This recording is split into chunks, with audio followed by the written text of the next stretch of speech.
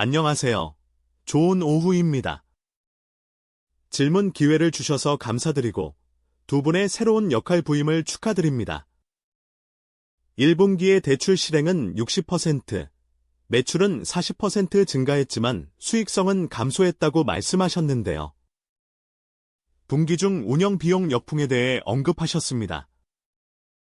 연간 가이던스를 재확인하셨는데 두 분 다 새로운 역할을 맡으신 만큼 단기 수익성과 재투자 및 성장 사이의 균형을 어떻게 생각하시는지 좀 더 자세히 설명해 주실 수 있을까요? 특히 그 트레이드 오프를 가이드하는 프레임워크가 있는지, 아니면 추구하는 기회를 고려할 때 마진을 희생하더라도 재투자를 우선시하는 것이 편안하신 건지 궁금합니다. 네, 우선 제가 드릴 수 있는 말씀은 저희가 연간 가이던스를 달성하는 궤도에 매우 잘 올라와 있다는 점입니다. 연간 가이던스를 재확인하고 있으며 1분기에서 보시는 수치들은 일부 계절적 효과와 초기에 집중된 투자 효과 등 1분기에 매우 특정한 것들입니다.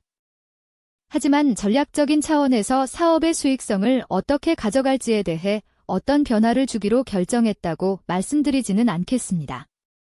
저희는 연간 가이드인 조정 EBITDA 2억 9,400만 달러와 순이익 흑자 전환을 충분히 달성할 수 있는 궤도에 있습니다.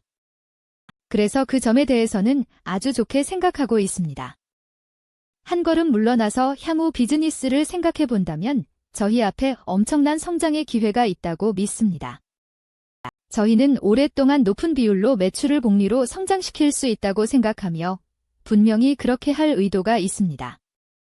장기적으로 볼 때 저희가 그 성장과 시장 점유율을 확보한다면 이 비즈니스가 가장 많은 이익을 내고 가치가 가장 높아질 것이라는 점은 계산상 명확하다고 봅니다. 그래서 저희는 확실히 재투자를 하고 싶어 합니다. 하지만 앞서 말씀드린 것처럼 자본 효율적인 방식으로 재투자하고자 합니다. 이를 실현하기 위한 전략의 큰 부분은 공헌 마진이 높은 세그먼트에서 성장하고 그 마진을 비즈니스 성장에 재투자하는 것입니다. 그중 일부는 회계적 관점에서 비용으로 나타날 것이고 일부는 단기 수익성을 감소시키는 방식으로 나타날 것입니다. 하지만 그것들은 비즈니스의 총장기 이익을 키우기 위해 자본 효율적인 방식으로 내릴 수 있는 투자 선택이라고 생각합니다. 감사합니다. 리볼빙 제품, 캐시라인에 대해 추가 질문을 드리고 싶은데 이용 가능성에 대해 더 말씀해 주실 수 있을까요?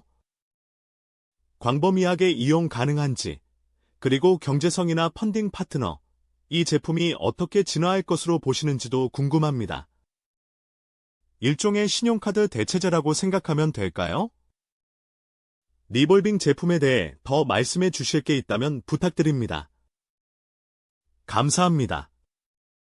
그 제품에 대해 아직 공유할 내용이 아주 많지는 않지만 광범위하게 출시되었습니다. 이름은 캐시라인입니다.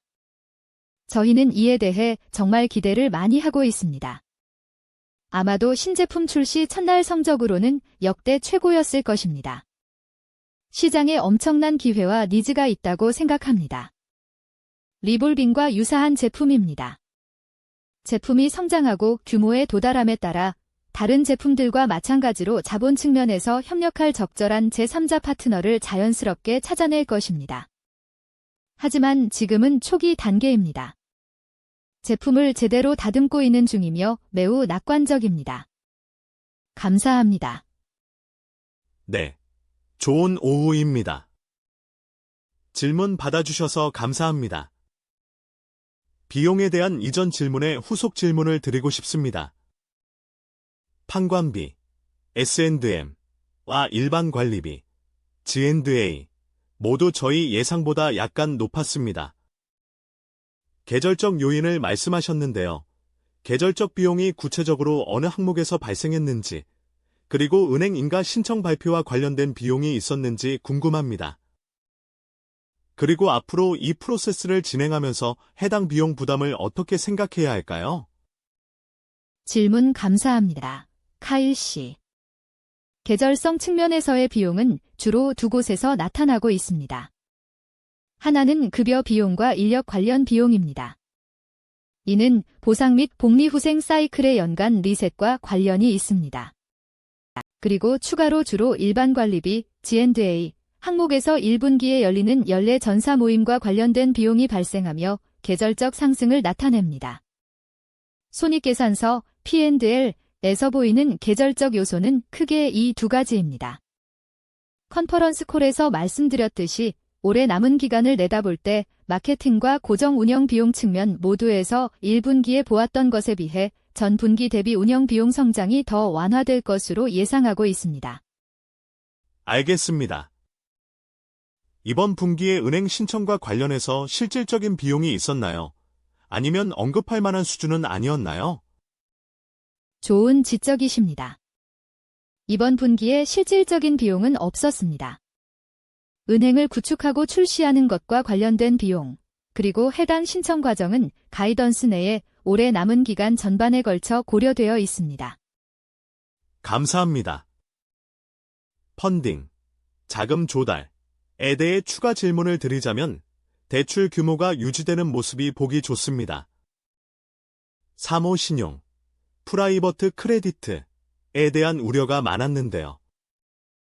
여러분의 자금 조달이 어디서 오는지 상위 수준에서 업데이트를 주실 수 있을까요?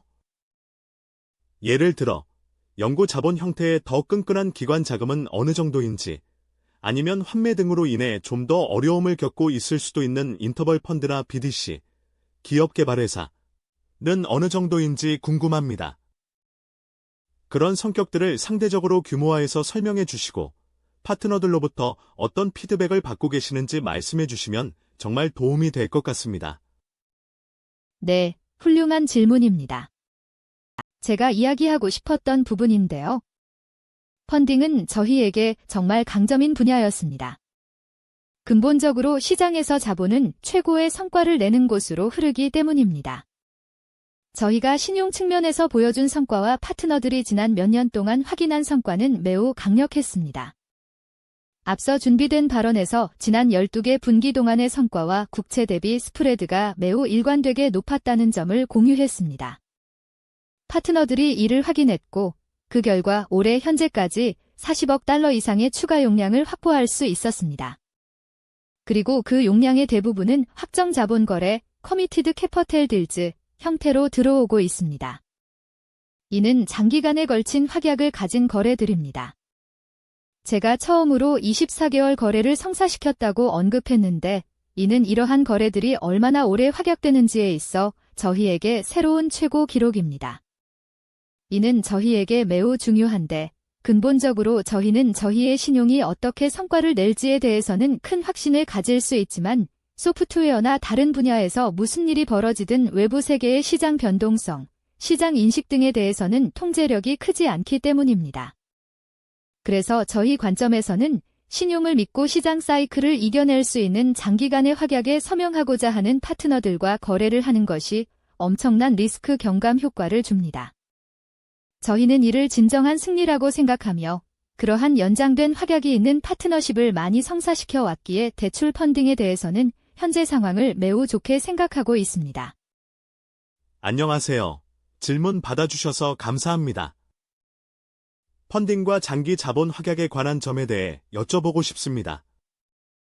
폴, 최근 체결된 계약들을 생각해 볼 때 리스크 공유, 리스크 쉐링의 경제적 조건이 어떤 식으로든 변했는지, 아니면 이러한 새로운 거래들이 갱신되면서 어떻게 진화하고 있는지 설명해 주실 수 있을까요?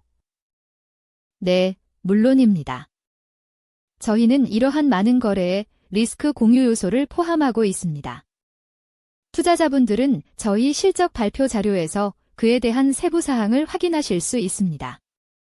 제가 말씀드리고 싶은 것은 그러한 거래 조건들이 시간이 지나면서 대체로 일관되게 유지되거나 개선되어 왔다는 점입니다. 분명히 우리가 이러한 거래를 더 많이 하고 더 큰 규모로 진행하며 어떻게 작동하는지 증명함에 따라 장기적으로 조건이 저희에게 점점 더 유리해질 것으로 기대합니다. 하지만 분명히 일관되게 유지되고 개선되어 왔으며 리스크 공유 부분은 저희가 잘 쓰인 자본이라고 생각하는 부분입니다. 이는 이러한 대출에 자금을 조달하는 모든 자본 중 매우 작은 비율이며 점점 더 저희 관점에서는 상당히 건강하고 강력한 수익을 낼 것으로 기대되는 자본입니다. 따라서 잘 쓰인 자본이며 저희가 언급한 자본 효율적인 사업 운영 프레임워크에도 확실히 부합합니다. 좋습니다. 감사합니다. 후속 질문으로 대차대조표 대출로 돌아가서 전 분기 대비 소폭 증가했는데요. 보통 새로운 펀딩 확약이나 계약이 체결될 때 대차대조표에 있는 대출을 대량으로 매입하는 조건이 따라오는 경우를 보곤 합니다. 이번에는 그런 모습이 보이지 않는 것 같은데요. 그 역동성에 대해 말씀해 주실 수 있을까요? 그리고 10억 달러라는 수준이 앞으로 우리가 계속 예상해야 할 수준인가요? 사이먼 씨, 제가 답변해 드리겠습니다. 대차대조표 규모는 매각 시점에 따라 분기별로 어느 정도 정상적인 변동이 있을 것으로 예상하며 이번 1분기에 본 것도 대체로 그런 경우입니다. 올해 남은 기간을 내다볼 때 1분기에 비해 전체 잔액이 어느 정도 단계적으로 줄어들 것으로 예상하고 있습니다. 기존 보유 대출 매각, 백복 세일즈, 대포워드 플로우, 포워드 플로우의 역학에 대해서는 이번 분기 대차대조표상에서 두 가지가 섞여 있었습니다.